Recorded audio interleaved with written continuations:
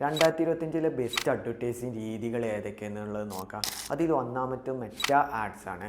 ഏറ്റവും വലിയ lead generating machine ഏതെന്ന് ചോദിച്ചാൽ എനിക്ക് പറയാനുള്ള ഉത്തരം മെറ്റാ ആഡ്സ് തന്നെയാണ്. രണ്ടാമത്തെ ഗൂഗിൾ ആഡ്സ് ആണ്. Search ad, display ad, YouTube ads, shopping ads, app ads, ഇത്തരത്തിലുള്ള ആഡ്സുകളെല്ലാം ചെയ്യുന്നത് ഗൂഗിൾ ആഡ്സ് വഴി തന്നെയാണ്. പിന്നെ ആളുകൾ ഇൻറ്റൻറ്റ് മനസ്സിലാക്കിയിട്ട് പരസ്യം ചെയ്യണമെങ്കിൽ ഗൂഗിൾ ആഡ്സ് തന്നെ വേണം എന്നുള്ളതാണ്. പിന്നെ മൂന്നാമത്തെ ഇൻഫ്ലുവൻസ് മാർക്കറ്റിംഗ് ആണ്. അഥവാ ഇൻഫ്ലുവൻസർമാരായിട്ട് കൊളാബ് ചെയ്തിട്ട് നമ്മൾ മാർക്കറ്റിംഗ് ചെയ്യുന്ന ആ ഒരു രീതിയാണ് ഇൻഫ്ലുവൻസ് മാർക്കറ്റിംഗ് എന്ന് പറയുന്നത്.